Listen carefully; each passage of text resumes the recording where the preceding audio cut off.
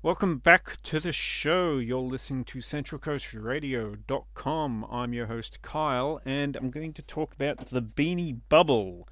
The latest movie, well, the latest major movie that is one of these kind of product brand making of movies, kind of like Air that came out a little while ago, and Tetris and Flamin' Hot and what was one of the other ones? Blackberry. Like, yeah, it seems to be kind of a genre in itself. Pretty much just in 2023. I was surprised to find out just how many of these movies just came out in the last in the last 7 months alone. And the latest one, it's going to be going on Apple TV, or it's on Apple TV at the moment, called The Beanie Bubble. And well, it's about Beanie Babies. Now, does anybody remember Beanie Babies? They're the soft little limited edition plushies that had seemingly endless resale value about 25 years ago or so. Yeah, they were a cultural icon at a short point in time, and at one moment it was pretty much on the top of the world before spectacularly and really inevitably the craze for them died kind of almost overnight. Well, this movie it kind of explores the old saying of behind every great man is a great woman, and in the case of children's toy manufacturer and billionaire Ty Warner, in this movie played by Zach Galifianakis, there were three great women. The movie kind of tells dual timelines. So in 1983, Ty is befriended by his kind of feisty neighbor Robbie, played by Elizabeth Banks, and the two bond both romantically and in business. This culminates in the creation of Ty Inc., a toy specializing in soft toy companies specializing in soft, plushy dolls for kids. The business thrives throughout their kind of tumultuous relationship until 1993, when Ty meets the next woman in his life, Sheila, played by Sarah Snook. The single mother of two young girls is she's swept off her feet by the eccentric Ty, and in providing for her daughters and even with their input, Ty designs what we now know as the Beanie Baby. He gives them a giant doll, a giant stuffed animal. It's too big for them to take to school with them, so he creates a smaller one. And from that, at least in the in the continuity of this movie, is basically the genesis of the Beanie Baby, the Beanie Baby. But yeah, this is where Maya, uh, played by Geraldine Viswanathan, comes uh, in how to sell such a niche thing. This ground level tech guru. She spearheads tactics in marketing, sales, and web management, all in the dawn of the internet. And these things take Thai Inc. from millions to billions in revenue yearly. I mean, if it seems a bit far fetched that one character came up with all those things, yeah, keep listening.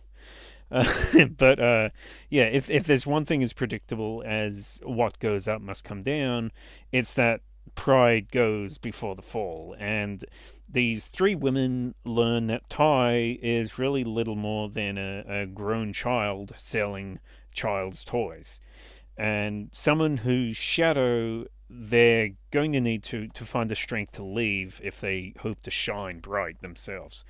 Now, this movie is based on Zach Bissonet's 2015 book, The Great Beanie Baby Bubble.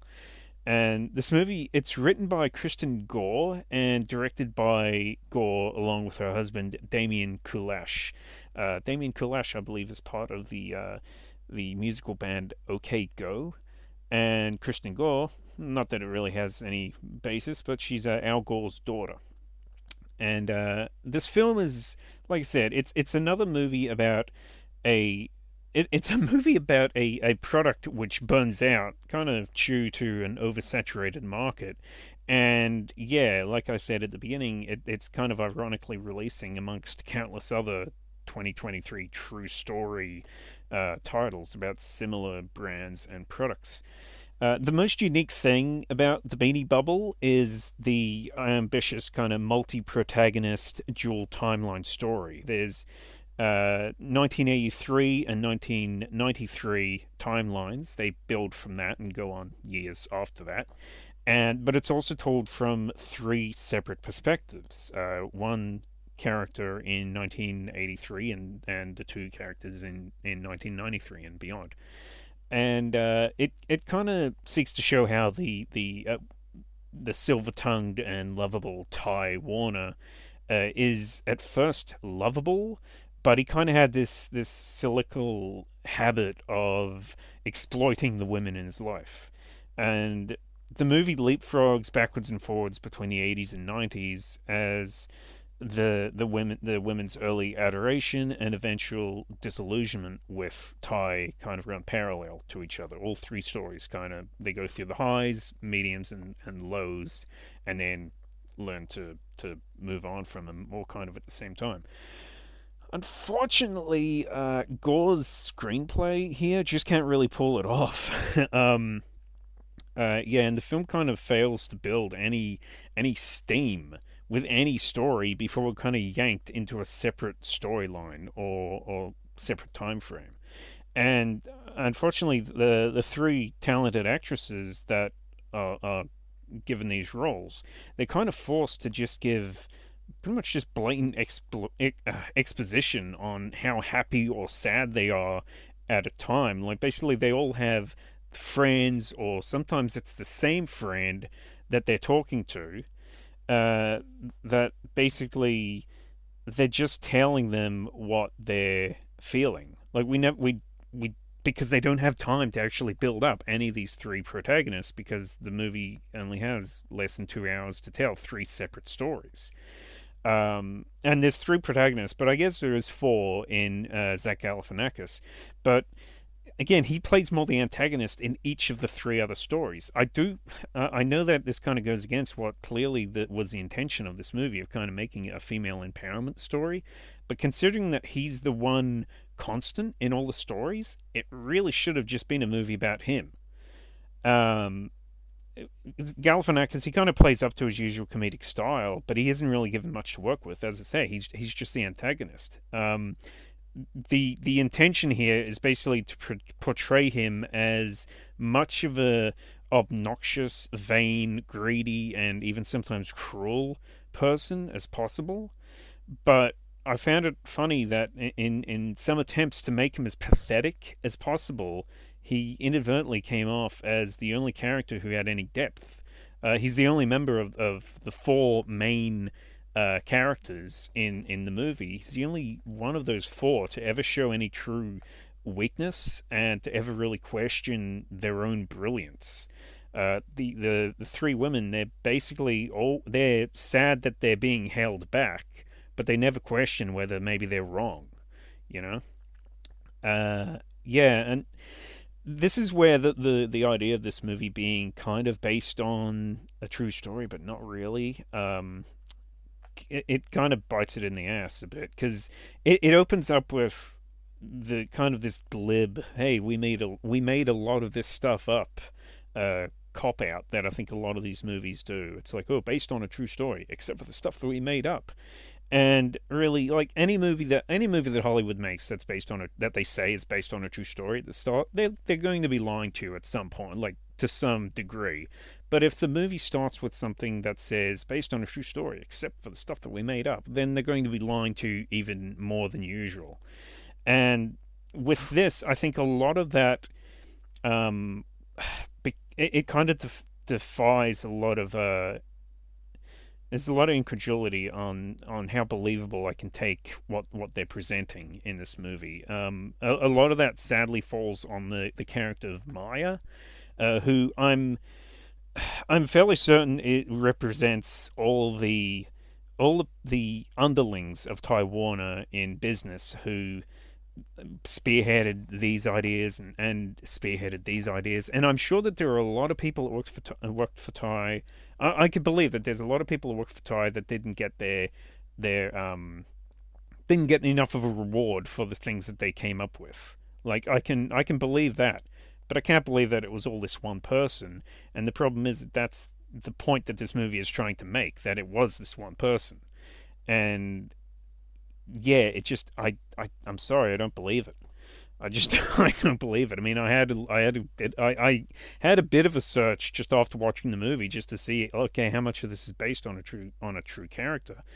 And Sheila, Sarah Snook's character, I believe is based on a real character, on a real person, and Robbie, Elizabeth Banks's character, I believe is based on a real person. But Maya seems to be a more of an amalgamation character, and a kind of a really bad one at that. I don't know. I just maybe I'm missing something. If I did more research on the Beanie Baby craze and history, maybe I might actually see. Oh, it really was just the one person. But unfortunately, I think Gore's film here just makes it kind of unbelievable.